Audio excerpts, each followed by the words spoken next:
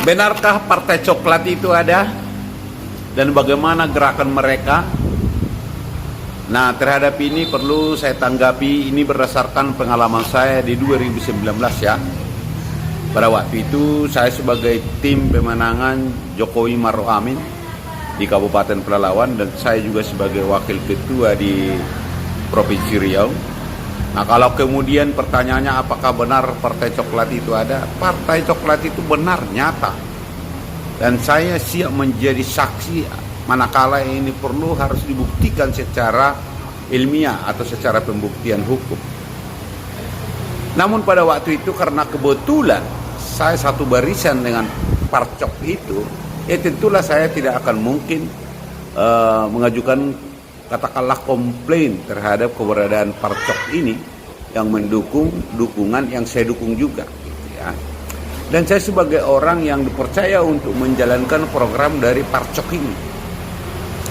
Nah, siapa yang membentuk Parcok ini? Yang pertama melibatkan Partai Cok ini untuk memenangkan kontestasi khususnya Pilpres, ya Bapak Jokowi. Kenapa demikian? Karena pada waktu itu Bapak Jokowi ini kan sebagai incumbent. Nah, itulah makanya selalu saya sampaikan, kalau toh juga pilkada ini dikendalikan oleh pusat, menurut hemat saya lebih bagus pilkada ini ditiadakan saja. Cukup kita memilih presiden dan legislatif satu kali pemilu selama 5 tahun.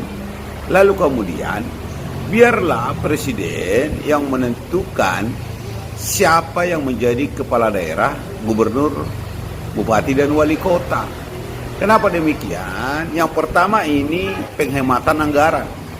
Yang kedua adalah karena toh juga pemenangan itu ditentukan oleh presiden yang berkuasa. Bagaimana presiden untuk menentukan siapa pemenangnya? Tentunya melibatkan Parcok, ya kan? Tentulah melakukan pendekatan dengan relasi kuasa, ya.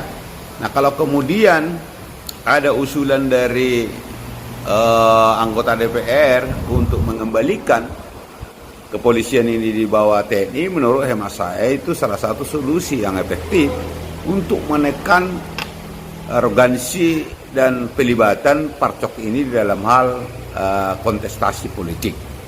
Nah, selain itu juga karena Parcok ini kan sebetulnya ini memiliki relasi yang sangat memungkinkan untuk mendapatkan pundi-pundi besar karena dia langsung bersinggungan dengan masyarakat, bersinggungan dengan pengusaha, bersinggungan dengan segala lini aspek ekonomi masyarakat. Nah, itulah saya sependapat dengan usulan dari anggota DPR RI dari Partai PDI Perjuangan.